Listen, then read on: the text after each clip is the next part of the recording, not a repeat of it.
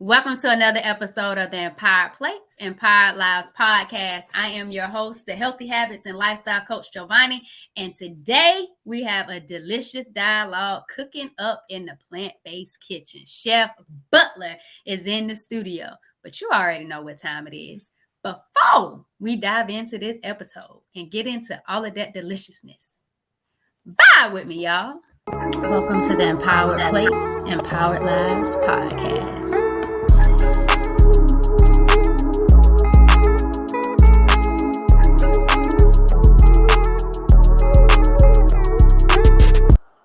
Chef Butler was cooking. What's going on? What's going on? It's a lot of stuff cooking over here. I was already working on something earlier.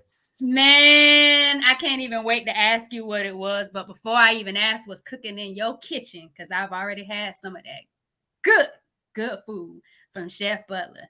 Let them know who you are. So my name is Jefferson Butler. My business name is Butler Cooking.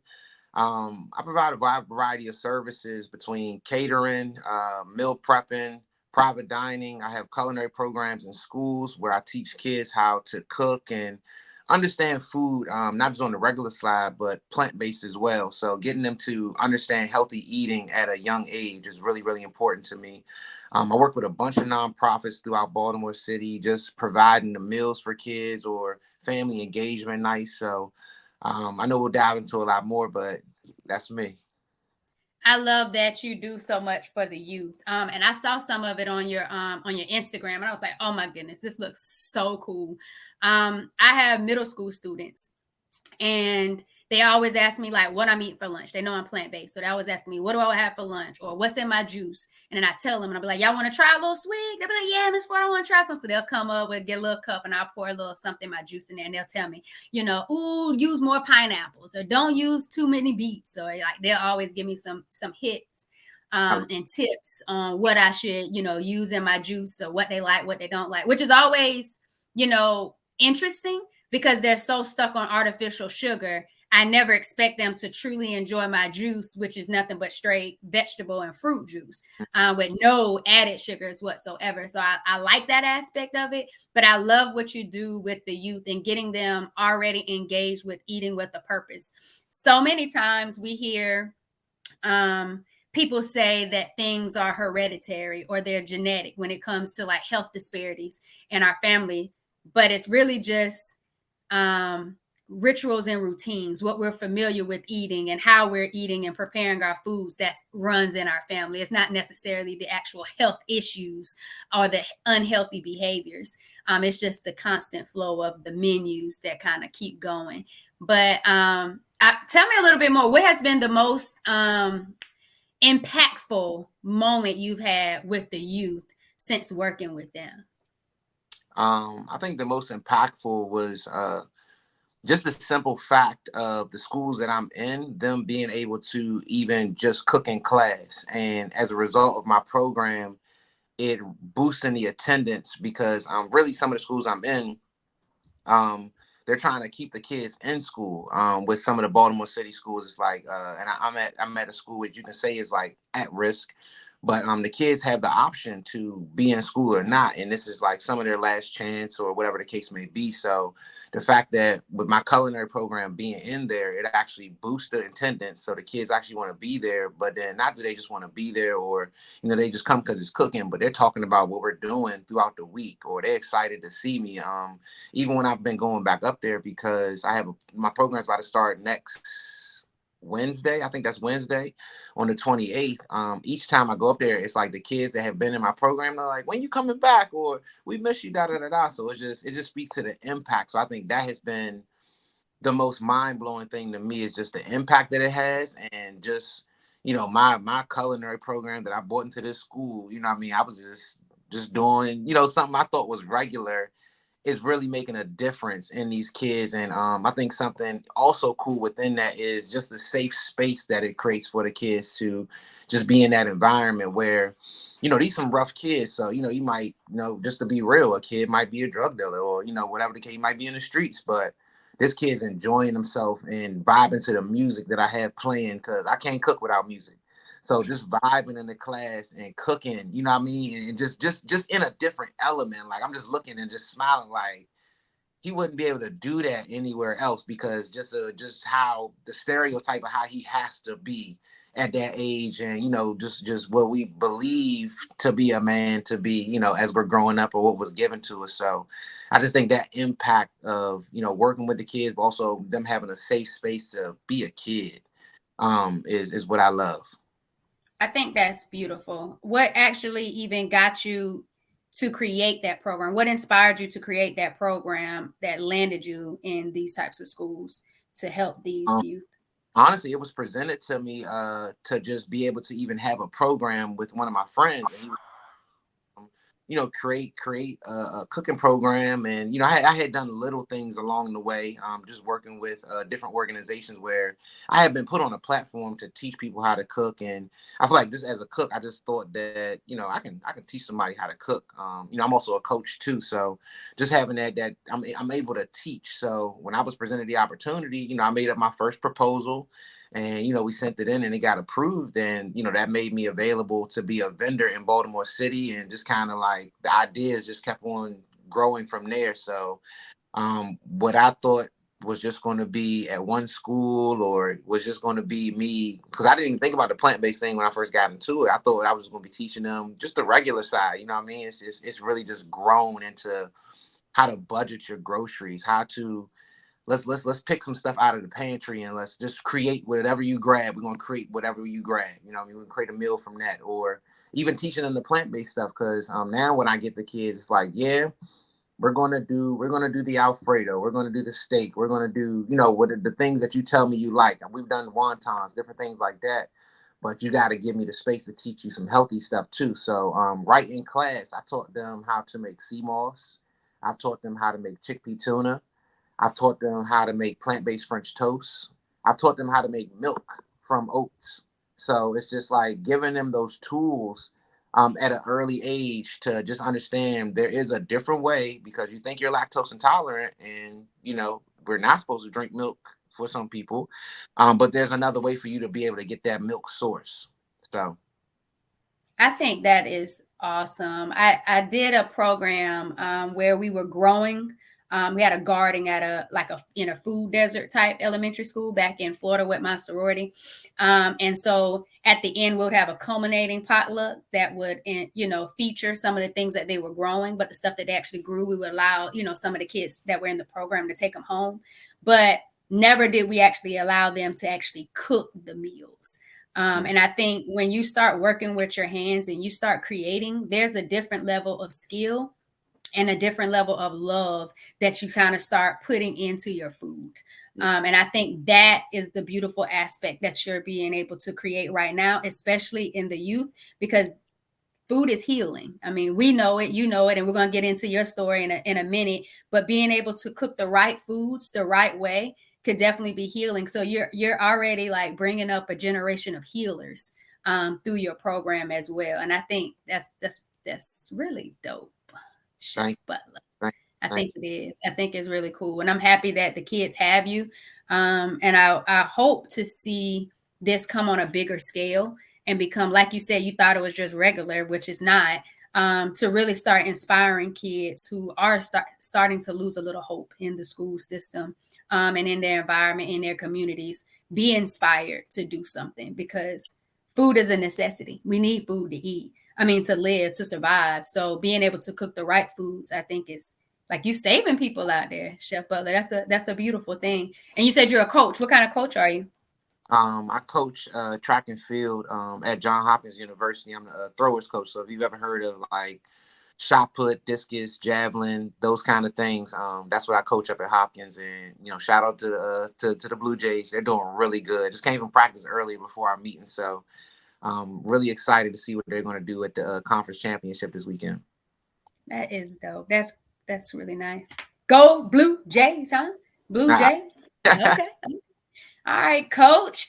All right, so tell me, what got you into cooking? Like, what made you say, you know what, I'm just about to cook my way to success? What got you into cooking? My family, honestly, my grandma Boney, which I make a mention to her in my cookbook. Um, I've been around it all my life. From as long as I can remember, I was helping my family cater because we had a family business. My grandmother started it, but we had jobs and she had the whole family working. Somebody was on the line. I was making Kool-Aid with my arm in the Kool-Aid. I mean, as a kid, just the whole family was working for as far as I can remember. So when it came to a point of me starting my business, because I got in a car accident, the night I started my business was after a car accident in 2015 or 16. It's leaving me right now, but I got in a car accident. At the point, I was working like 3 or 4 jobs, and none of which was my business, none for myself, and so just fell asleep behind the wheel.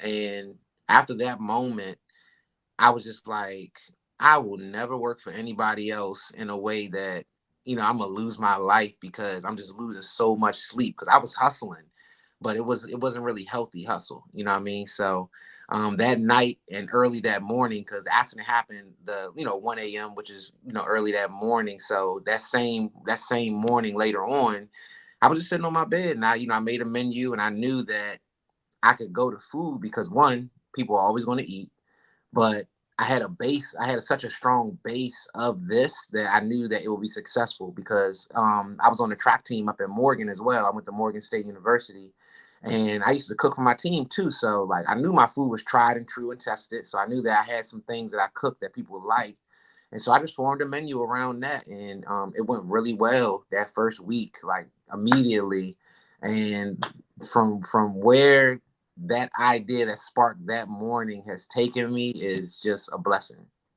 What were some of the hits on that first menu, that original menu? What was some of like the main hits, the go getters, hot while it lasts before they sold out type of plates? I had Morgan State in a chokehold with the jerk chicken Alfredo. Um, Okay. that was a staple of mine. My mac and cheese has always been a hit, and it's just gotten better. Like I laugh at it when I think about it, but I did a school event and a mother and a daughter came up to me and they were just like, we've never had mac and cheese like this. Like this is some good mac. So, and that's just time and time again, people telling me, oh, this mac and cheese better than my grandmother. I'm like, yo, just relax. just, but yeah, this was a big hit. My baked chicken. So those are like the key items. And the menu has grown since then. But that first menu was the mac and cheese, the honey baked wings. Can't forget about those. Those were a strong mention. So it was mac and cheese, honey baked wings, my jerk chicken Alfredo, and I think I just always had the ability to cook vegetables well. Um, Mm. Now that I'm plant based, like I go crazy on the vegetables, but like I've made people that don't like vegetables. What's your like hmm your biggest converter of a vegetable? You Broccoli. converting the broccoli? Yeah, Mm, a lot of people steam it, right? And then it gets all right. soggy. But I don't steam my broccoli. I saute it and I make it crispy. But then it's like the seasoning I put to it. Like I really like make your eyes pop. The broccoli goes crazy. And my sauteed kale is really good. Okay, you're making me really hungry, and like today is day one of like my grape fast.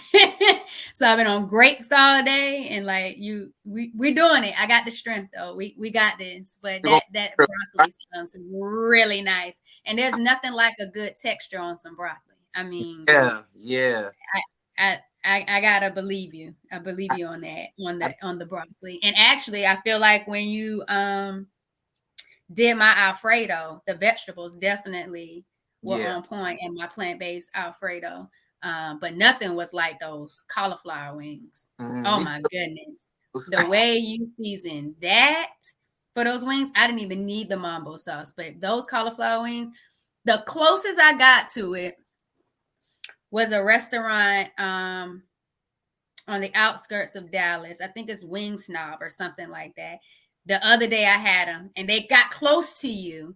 And the only reason why they didn't really beat you because you had just a little bit more oomph to yours uh, and yours was dedicated gluten free. I don't think they were really all that gluten free. And that's like what I try to stay in to make sure I feel good for my own health conditions and I don't have any flare ups. But speaking of health conditions, like what made you transition into plant-based? Did you have like a health issue that inspired you to kind of go on that journey? Or did you just say, I love food, let me try something different, let me be creative and start creating some plant-based options? I did. I had something I was experiencing. I was experiencing acid reflux. And it really came from just overconsumption of like alcohol. You know, you wake up in the morning. I was out partying with the family and just should have drunk water, didn't drink water. That sensation of what acid reflux did, it just kind of like just stuck with me until like I'm like 3, 4 months removed from like that weekend. You know, and we had a good time, but I'm still feeling, that burn. And so I went to the doctor and they tried to get me to do medication, and I'm not really big on medication because I just know there are like natural remedies and different things like that. I didn't want to go on medication for something like that because it was like he wasn't really getting what I was trying to explain to him either.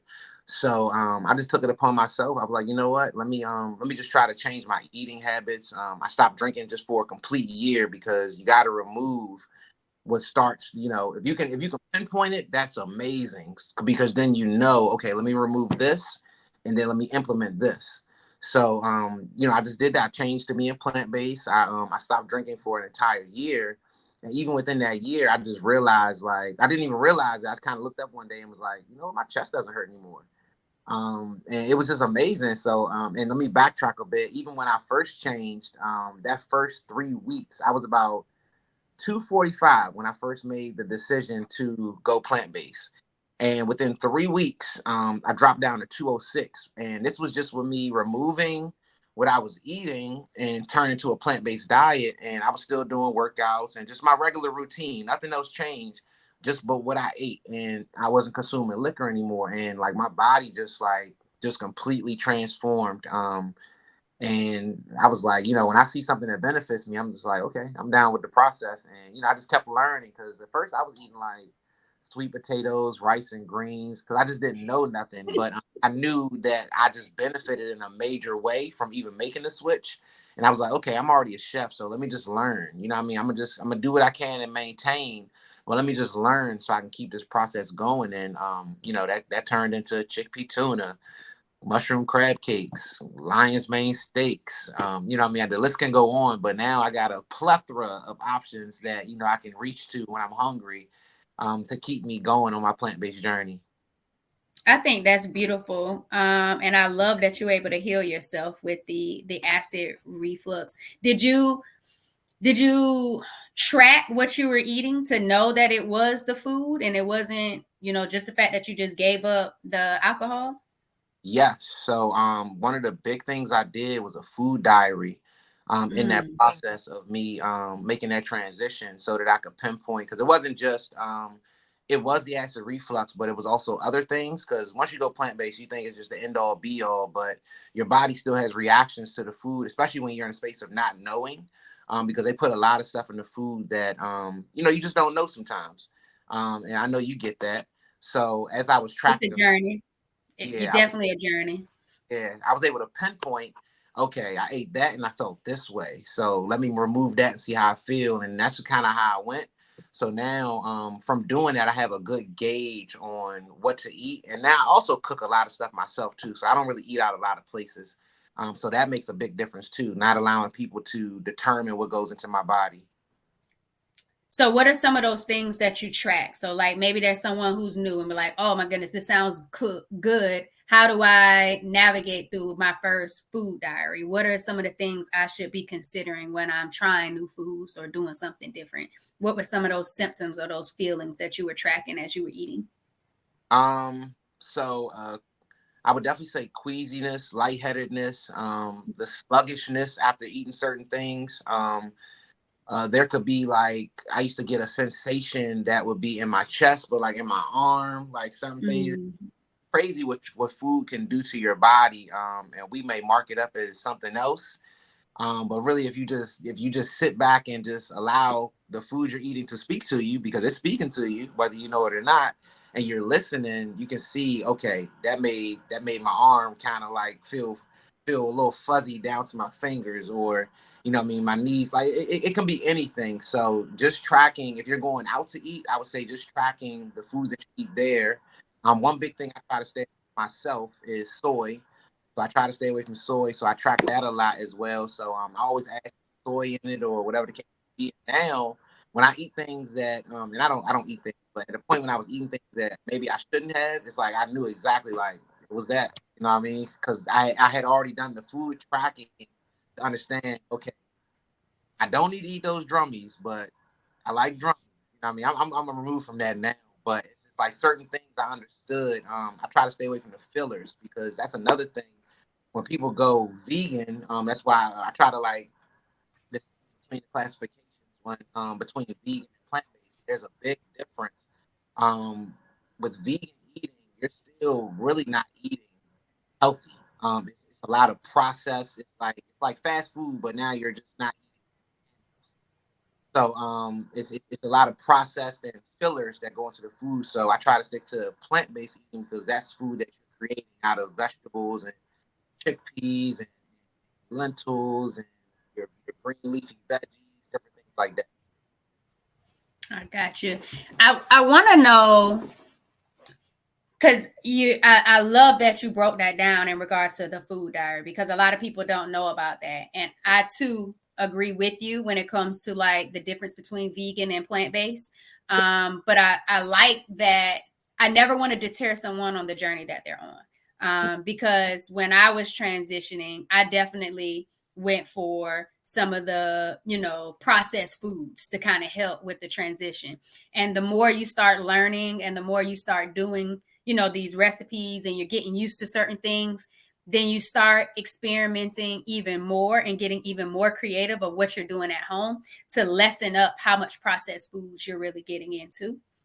So I definitely used to be like Beyond Meat burgers and stuff like that, and then now it's just like I'm not even on that. I'm now on like a recipe o Cliff burger where they're just combining vegetables and oats. There's no beans, there's no and you can get that. And I did a mukbang on that yesterday, and it's really good. And you can buy it, buy in the packs of two from them, and it just feels better when you know where your food is coming from and what's in it. And like you went with soy. For me, it was soy and gluten. I know I needed to stay away from both of those because I just heard that with endometriosis and polycystic ovary syndrome, some of those things can agitate. Some of those things can work differently with your hormones, as well as could potentially cause inflammation. So I was like, okay, well, let's just do away with those things and embrace other options, other food choices. And that's why when I reached out to you, I was like, okay, I don't need no gluten, no soy.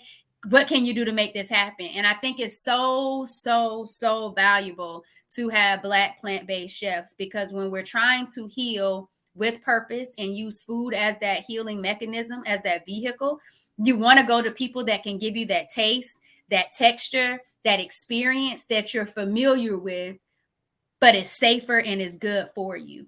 And so I love that that's what you're doing. And that's why Empowered Plates, Empowered Lives has a special place for plant-based chefs, because they make it possible for us to get the experience that we already know and we're familiar with. It's just a better, healthy experience. But some of the things that you talked about in regards to your food diary, what were some of those foods that you were able to notate that said, you know what, this makes me sluggish, this is causing pain in my arm? What were some of those ingredients or foods that you were able to notate to say, nah, this not for me? I'll definitely say it was soy and the different versions of it, and even down to like vegetable oil. You know, what I mean, you think vegetable oil is a better oil, but it's made with soybean oil. And so even down to the oils I was using, just soy on all levels. The same thing for you, but in a different way. I know wheat gluten doesn't work good for my body either. The seitan, that doesn't work good for my body either. Tofu, not good for me either. And so those are really the main things. And just outside of like, going to, I don't want to name drop any establishments, but going to the different vegan establishments that are out here, just a lot of their foods have a lot of fillers in there to bind and make them to be what they're trying to mimic. And that's something I try to steer clear from. I'm not trying to I'm not trying to make fried chicken for you. You know what I mean? We're eating some mushrooms that are bad chickpea flour. And, you know what I mean? It tears away, maybe looking like chicken, but I'm not trying to put together just whatever assortment of chemically based ingredients to get you this chicken patty so that you can feel like you eating chicken, because that's not what it's really all about when you're actually trying to heal yourself or change your lifestyle. You don't want to in turn end up eating worse as you're trying to transition to what you think is a healthy lifestyle. I agree. And I also think that as people continue to go on their journey, they start to be more conscious of the ingredients. So, like you said, you say fillers, you talked about the different oils. I know for me, I used to love the fries at Wingstop. And I was just like, this just can't be as good as what it is. And I would go to Wingstop and I would do the survey all the time so I can get my free fry just for doing the survey and tell them they need cauliflower wings. They need some shroom tenders. Like I'll just be adding all different things to help them, hopefully I can get more than just fries. And then one day I was just asking because I could see like my stomach get a little bit bigger, after eating them. And I'm thinking maybe it's just the sodium, because they got that good seasoning at Wingstop. And she was like, oh yeah, we fry them in soybean oil. I was like, right. and that is the last time I went to Wingstop. And I'm like, okay, you got to ask these questions. But even when it comes to like looking on ingredients and looking at nutritional labels and just being able to really, and I think people are doing a good job on social media highlighting, hey, y'all, start looking at the packages, look at what you're consuming, look at what you're buying. If you can't say it, then that should probably be a red flag. Right. I love that we're getting to a level of consciousness, and it might not just be those of us that are already on the plant-based journey. I feel like sooner or later it's going to start reaching more people in hopes that we start really seeing a shift in our community to do better because now we know better. And I know there's some people that are never going to change because they don't want to change and they're comfortable and they're enjoying the lifestyle that they have. But for those who know they're tired of feeling sick, feeling sluggish, being in pain, being in discomfort, they might be a little bit more inspired to try something differently, especially just like you're giving them this new food to taste. You're converting people who don't like vegetables to like vegetables. You're having kids who've never been exposed to these types of cuisines and ingredients to prepare them in a different way. And now they love them. So then they can go and use the same exposure for their family and their friends. Just thinking about you at Morgan State and preparing because you had a love for food for your teammates. No one said you had to do it. You just love to do it. And then people fell in love with your food. So I think that I'm enjoying seeing the shift. And I love seeing it because I know that people are going to feel so much better and they're going to live vibrant lives, higher quality types of lives, and be able to be the person that they know they can be just because they feel so much better and they're taking care of themselves. I think sometimes people look at food and they don't realize that your food choices show how you love yourself and how you take care of yourself because you get to decide what you're eating. No one's forcing you to eat something that like they're not forcing you to have to eat something differently. You get that empowerment to choose what it is that you want to eat based on what you know and what you are familiar with, but most importantly, what you gravitate towards because you know that, like you said earlier, you're eating with a purpose. And when you start eating with a purpose, the vibes just change all the way. Like you said in a restaurant, I could have came to Baltimore for the Indo Black Gala in October and just Uber Eats everything that was around my restaurant. And I was like, no, I am getting me some good plant-based food from somebody who knows how to cook, that's been recommended. I'm reaching out. I had 2 people to reach out to, and you was down. You was like, I got an event, but what you want, and I'll make it happen. And then you pulled up. So I'm gonna take it as a private dining experience because you pulled up with my food. I was able to eat it, and everything I couldn't finish there, I was able to take home with me.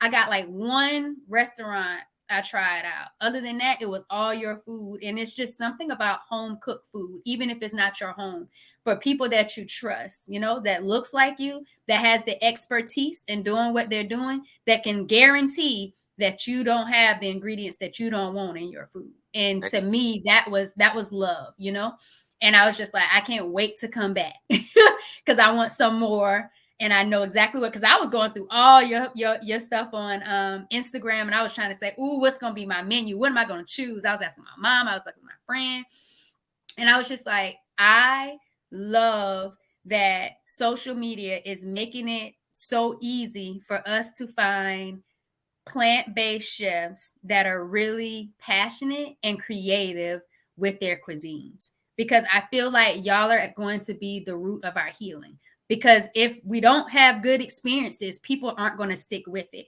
And a lot of times people don't stick with plant-based lifestyles because they feel like they're eating the same thing over and over, and they don't give themselves enough time to be creative or stay in the journey long enough to truly see all of the benefits, where they say, you know what, I'm not going back. I love how I feel right now. I'm not turning around to engage with anything else. I'm going to keep riding this vibe. How long have you even been on this plant-based journey? This will be, I believe, 7 years. So it's been since 2018, December 2018. So I can't do the math right now, but since 2018, been doing this plant-based journey, and it's just been amazing. I'm 31 now, so I feel the best I've felt in my 30s than parts of my 20s, because I believe I was about, I want to say 28, 29 when that shift happened. So like even going into like 28, 29, heading to 30, I was feeling the best I had ever felt, even from my early 20s. So and even just like the body changes I experienced, where it's like changes I had never seen but was working for, but never saw until being plant-based. So, and even just speaking back to when you came out here, it's like the difference. I always tell people the difference when you come and get food from me, especially if you tell me like you have things that you can't eat, or we're eating with a purpose. Like I'm researching, you know what I mean? So it's not that I'm just going to cook you some. I researched for you, you know what I mean? Like I could have just went like, oh, I'll just cook what I think, you know what I mean? No, I researched so that I make sure that I provide you with what you're asking for, and then I can put my flavor palette, my flavor, and my skill set around what I've just researched for you. So that's the difference, I believe, when it comes to like you going with, like you said, a local chef, a black plant-based chef that is actually cooking good food. Yeah, we're cooking good food because we care about the people that we're cooking for, and that's really what the base of it is, man. I'm really enjoying helping people, and I didn't speak to it, but even I have two clients that I work with, and I help them reverse their diabetes. It's just it's eating to live and not just living to eat. And it's so important because you don't have to live with this stuff. It's a lot of stuff you really don't have to live with. And you said it in the beginning. It's like a lot of stuff is habitual with what our family, just the trend that's in our family. So that's the difference. It's just the care that is put into the food, but just like I'm researching as people come to me to be able to provide the best services I can, but also help you in the best way that I learn how. Not that I just know how. It's like, because things are always changing, but I learn how to just continue to be able to help better and the best I can. And people are so diverse. You just said you helped two people reverse diabetes. I bet you didn't do the same thing. It wasn't the same cookie cutter approach that you used for both people, was it? Nope. One person, they went the plant-based route, which I always recommend, so that you just remove all that you were eating. You know what I mean? You just kind of switch up. Mm-hmm. They did a plant-based lifestyle, and the other person, they didn't go the plant-based route, but I told them I'm only going to allow them to do fish, and we're going to do partly plant-based. So they did like a pescatarian plant-based situation as well. And there's other things that come in. Food is definitely a pivotal point within that part, but you got to have a good routine set up. You got to have discipline set up. You got to have consistency set up. So you got to be working out. You got to be drinking your water, along with the food that you're consuming, whether that be lunch, dinner, snack in between. Like it's really all got to be a switch. Like you really got to make that switch, but commit to it. And you hit two of the main things that I feel are essential. Like for me, I got the M to the third degree formula, and that's mindset, that's mindful eating, and that's movement. And I heard you say mindful eating, being strategic on the foods that you're eating, snacks, and I heard you say movement. How did you help them when it came to their mindset, to get that discipline, to get them to stay committed. Because some people say they're ready and they're all in it, and then once you really start hitting them with a lot of things that they have to change, it's like, whoa, I know it's gonna take all of that. How did you help with shaping their mindset and shifting their mindset to help them say you can reverse diabetes and we're going to do this? How did you get them to really commit?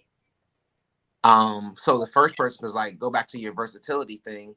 The first person, I wasn't just their chef, I was also their trainer.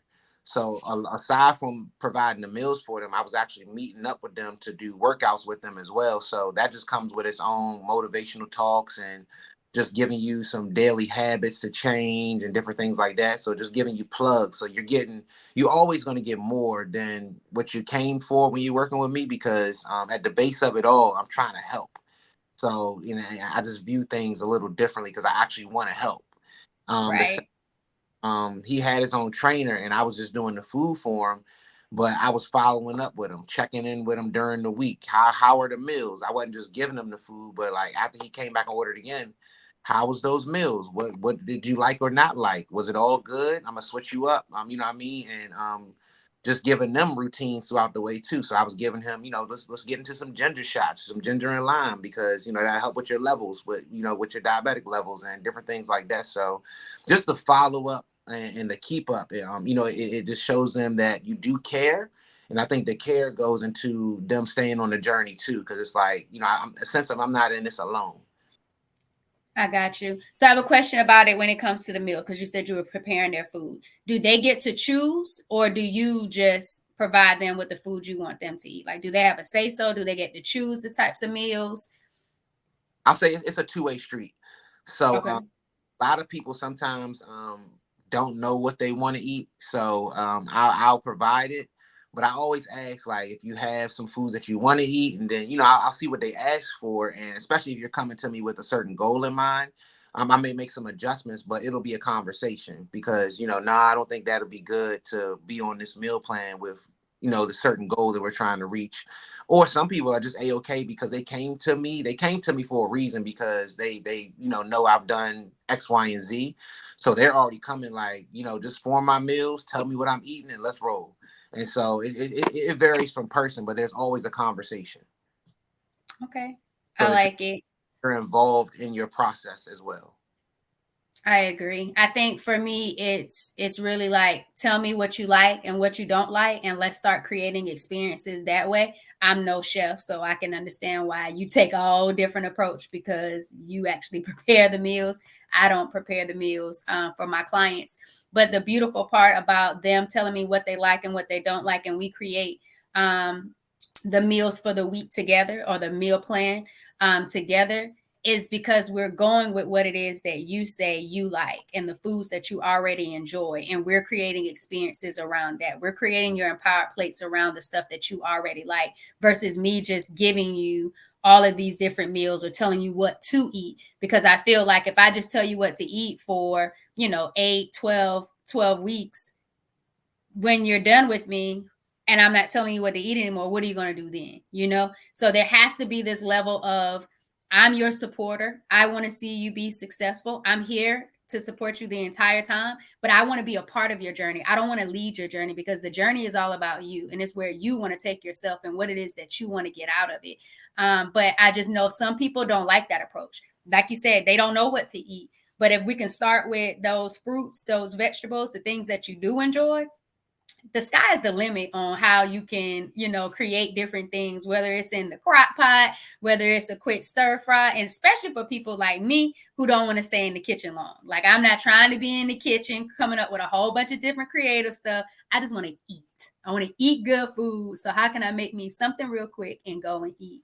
So I love that we have those two different approaches, because as the chef, someone who loves to create, has an in-depth knowledge of cooking, and then me, someone who just really wants you to feel good and not overcomplicate the fact that you have fruits and vegetables and things you already like to eat. So let's just keep it simple and let's create those things, and really motivate you behind those things. And I think once they get those food experiences, they're like, oh, I didn't know eating healthy tastes so good.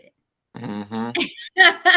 I got that from like my first client, and she was like, her son was saying the same thing, and it was like her family got involved, and they're very supportive, and they were enjoying the food too. And it's like, that's what I want to see. I want to see someone in their family start creating this health legacy around food and enjoying food to where everyone is getting with it, and they don't see it as, oh, I got to eat this because I want to be healthy or I'm trying to heal. No, eat it because it's good for you and it tastes good. Like, don't ever sit there and just eat something that don't taste good. Like, good food that's good for you can taste good. Why is that such a big thing? And I think we have this hard concept wrapped around that healthy food is supposed to be nasty or bland or basic, and it's Mm-hmm. not. Like, plant-based chefs like yourself knock that out all the time. Like, I post y'all food porn all day on my Instagram. I just wish I could take the food and bring it to myself after I post it, and it doesn't even work. How do you, how your experiences with being plant-based impacted or influenced your family? And I like your approach to speak to that. That's a really great approach. I like that. But with my family, they're coming around to being open to the foods that I eat. And for a while it was me bringing my own lunchbox to the family events. You know what I mean? Because I could just simply can't eat what they eat, even down to the vegetables. Because some people make their greens with turkey neck or whatever the case may be. So as I started to get more confidence in my cooking and just being in my walk, as long as I've been in it, when I go to my parents' house now, it's like whenever I cook what I cook, I'm like, hey, you want to taste this or you want to taste that? Or sometimes I'll just go over there and say, hey, I'm coming to cook. You know what I mean? And you'll be able to eat a plate of what I have. And so my mom and dad have really like enjoyed the stuff that I eat and the stuff that I made for them, which has been beautiful. I just had a recent experience being with my family. And it's like my aunt, my uncles, cousins, things like that. And so, I had a couple things I made, and it was a pasta salad. It was heart of palm fried fish. It was I made some chickpeas, some curry, honey curry chickpeas, I believe, I think. But or it might have been garlic cherry curry. But either way, it was curry chickpeas, let's just say that. And I made that in like a taco form. And so Mm. just looking around the room, and everybody is kind of just eating some of what I just made. I made turnip greens too. And a lot of them never had turnip greens, but it's like so many vegetables that are just around us, you know what I mean, that we just never tried. And so they all are trying. Like, I made everybody like a little sample plate. And just looking around the room, like everybody just tearing their plate up. And like my aunt, it's good. And my dad, like, oh, this good. And it's funny because I tried to get my dad the same thing back home. And I'm like, yeah, that's the heart of palm you told me you wasn't trying to mess up your taste buds with. But but it's like when they actually like just get into a submissive space and like, I'll try it. It's not that I gotta change, or what I mean, this isn't, what I mean, I'll try it. You really see, oh, this isn't bad. I could live off plants. I like that. And I think that's where a lot of people, we lose a lot of people, is because they don't have the open mind just to try it. And Hmm. it's not that every plant based person wants to convert you because they just want you to feel better and live a healthier life. It's just try it, because if you end up liking it, then just try it a little bit more every now and then, get a little bit more in your system, or try something else. And I think that open mindset will allow so many more people to really experience a totally different type of life. Just Yeah. having an open mindset, and it's just that opportunity to just explore and engage in creativity. And it's okay if you don't like it, because I don't like everything that's plant based.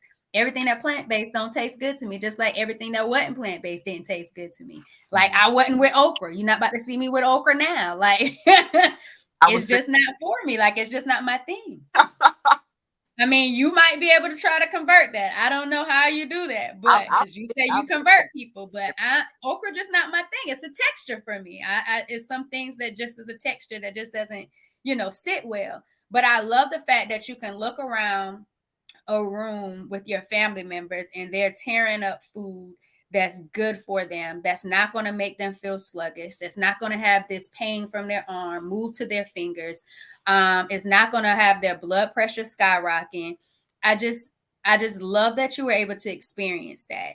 And I hope that you can continue to experience that, because you're already doing great work in the youth in your community. And to be able to see your family members kind of make that shift and that transition is going to be beautiful, because I bet they're dealing with some type of health disparities. And I only say that is because we always have the highest health disparity issues in our community. So I can only imagine that y'all have some type of chronic illness in your family. Am I right or am I wrong?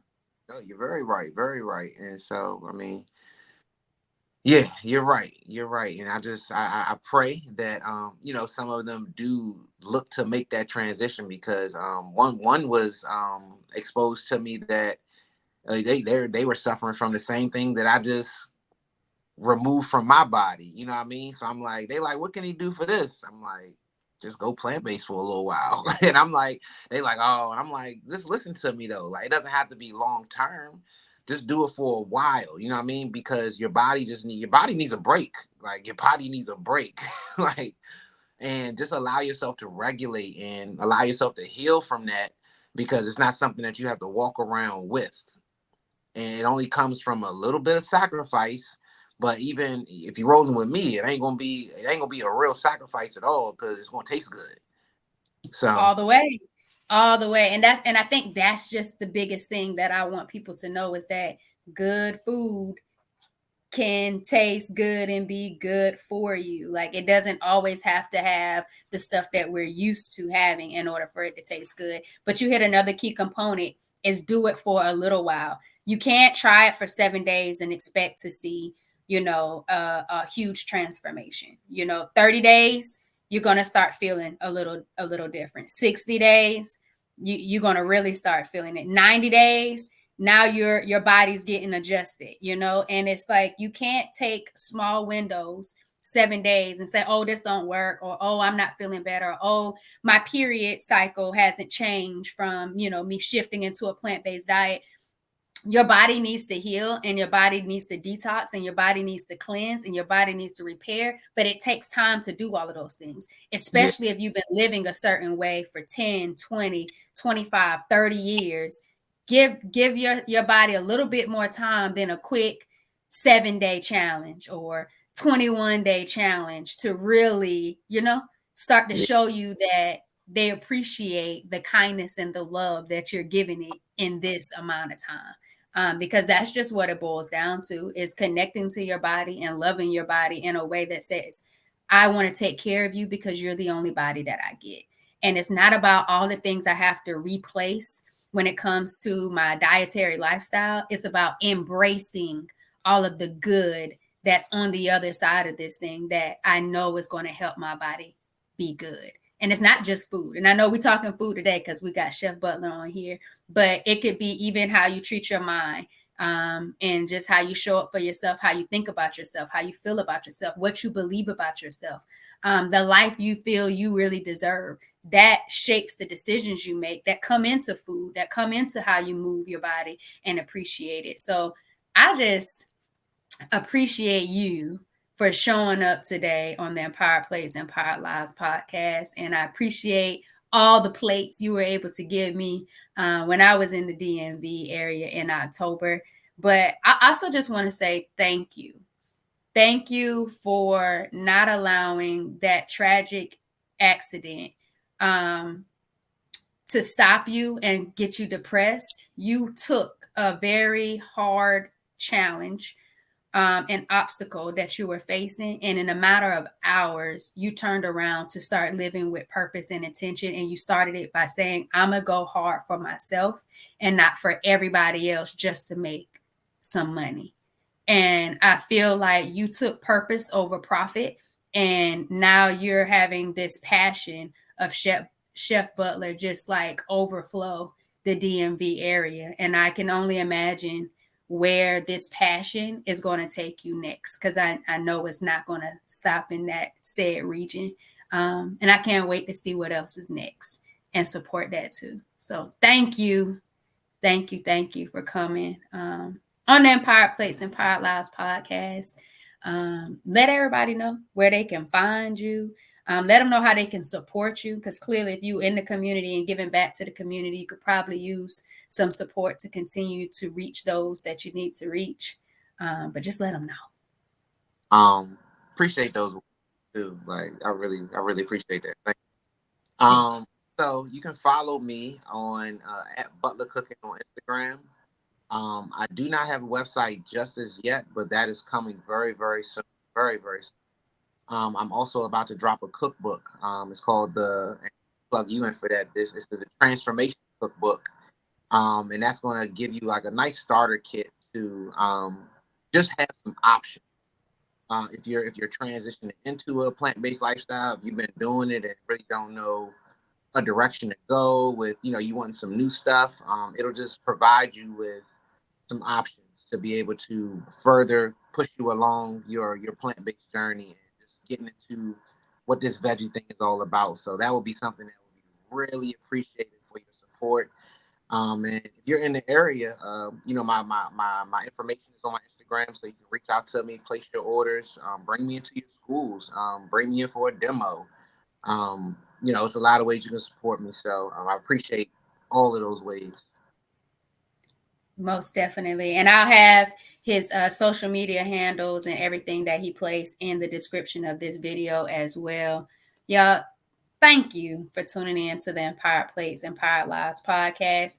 Make sure you connect with us on all social media platforms. Also, in the description is a plant-based alternative guide. So if you liked what you heard today from the both of us, go ahead and get that free guide so you can go ahead and start making some swaps to your favorite meals with whole foods and some good fruits and vegetables. Just go pick the right ones and see the benefits for them, and just start getting creative until Chef Butler drops that cookbook and gives you all the game to trying some real good recipes. But yeah, thanks for vibing with us, y'all. Be easy, and we'll see you in the next episode.